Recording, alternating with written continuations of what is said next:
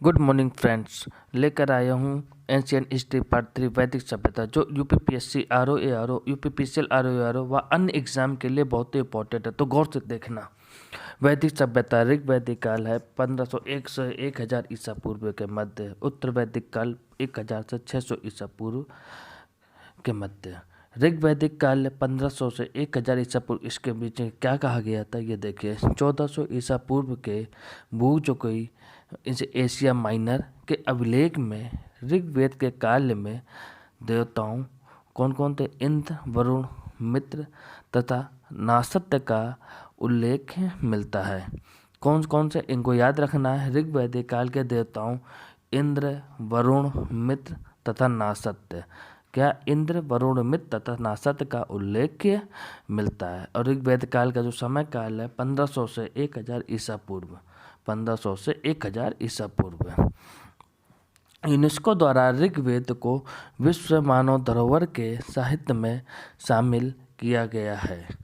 ऋग्वेद में आर्य निवास स्थल के लिए सप्त सिंधु क्षेत्र का उल्लेख मिलता है, जिसका अर्थ है 7 नदियों का क्षेत्र।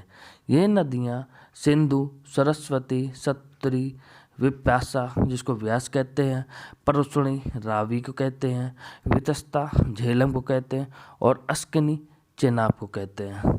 ये चीज़ याद रखना, ये एग्ज़ाम में अक्सर पूछा भी जाता है।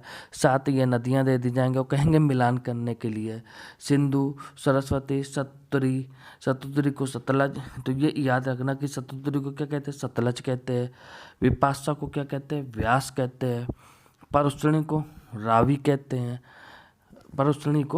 रावी कहते हैं। वितस्ता को झेलम कहते हैं और अस्किनी को चेनाब कहते हैं। ये याद रखना बहुत ही इम्पोर्टेंट है। अब वैदिक संहिताओं में 21 नदियों का उल्लेख किया गया है। इस काल की सर्वाधिक जो महत्वपूर्ण नदी है वो सिंधु है। वैदिक संहिताओं में 31 नदियों का उल्लेख किया गया है। इस काल की सर्वाधिक महत्वपूर्ण नदी सिंधु है, जबकि सर्वाधिक पवित्र नदी सरस्वती को माना गया है। किसको माना गया? सर्वाधिक जो पवित्र नदी थी वो सरस्वती नदी को माना गया, जिसे देवी तमा, माते तमा एवं नदी तमा भी कहा गया। क्या क्या नाम दिया गया? देवी तमा, माते तमा एवं नदी तमा। इनको याद रखना, ये याद करने वाले पॉइंट हैं कि हम इनको क्या कह सकते हैं? देवी तमा, माते तमा और नदी तमा। और इसका जो वैदिक संहिताओं में कितनी नदियों को उल्लेख किया गया? 31 नदियों का उल्लेख किया गया। और सबसे महत्वपूर्ण नदी वो कौन सी है? वो सिंधु नदी है। अब आगे आ जाते हैं। आजीवन अविवाहित रहने वाली कन्या को अमाजू कहते थे।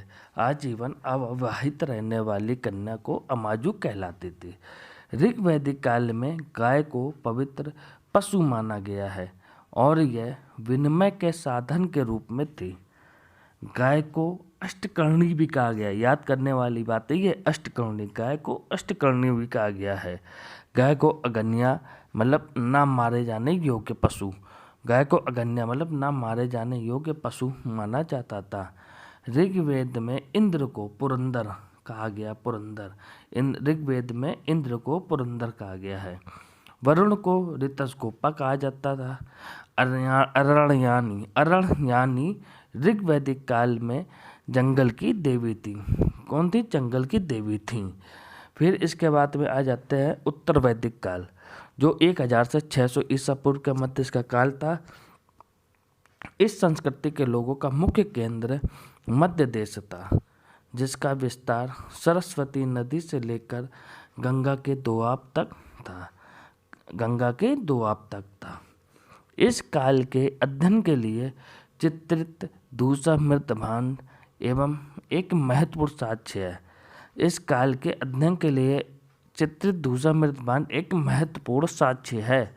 ब्राह्मण, क्षत्रिय तथा वैश्य, इन नदियों को द्विज कहा जाता था। ब्राह्मण, क्षत्रिय तथा वैश्य, इन तीनों को द्विज कहा जाता था।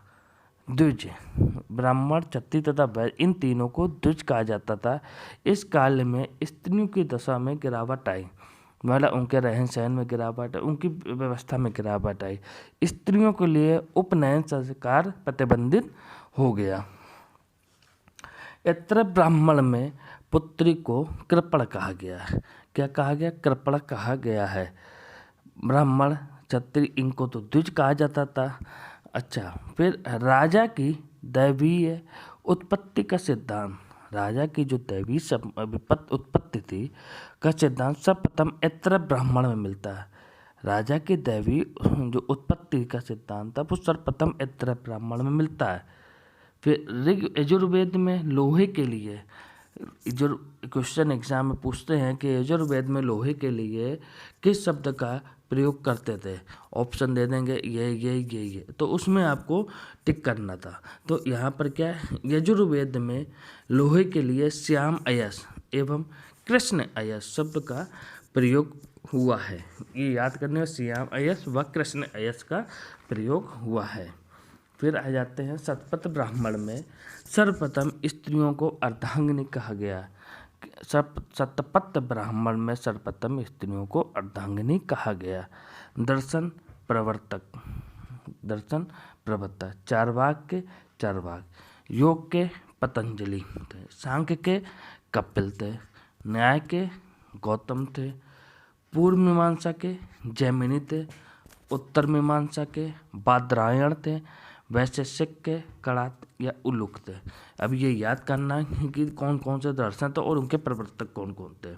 तो चार्वाक के चार्वाकी थे, योग के पतंजलि। ये एग्जाम में पूछे जाते हैं, जो हमेशा एग्जाम में आते हैं, चाहे वो पीसीएस हो, चाहे आरओ कोई भी हो, यूपीपीसीएल, यूपीपीएससी या हाईकोर्ट आरओ, ये अक्सर एग्जाम में क्वेश्चन पूछे जाते हैं। चार्वाक दर्शन के प्रवर्तक कौन थे? तो चार्वाक। योग के प्रवर्तक कौन थे? तो बता सकते हैं पतंजलि। सांख्य के प्रवर्तक कौन थे? कपिल। न्याय के गौतम, पूर्व मीमांसा जैमिनी, उत्तर मीमांसा बादरायण, वैशेषिक कणाद या उलूक। धन्यवाद।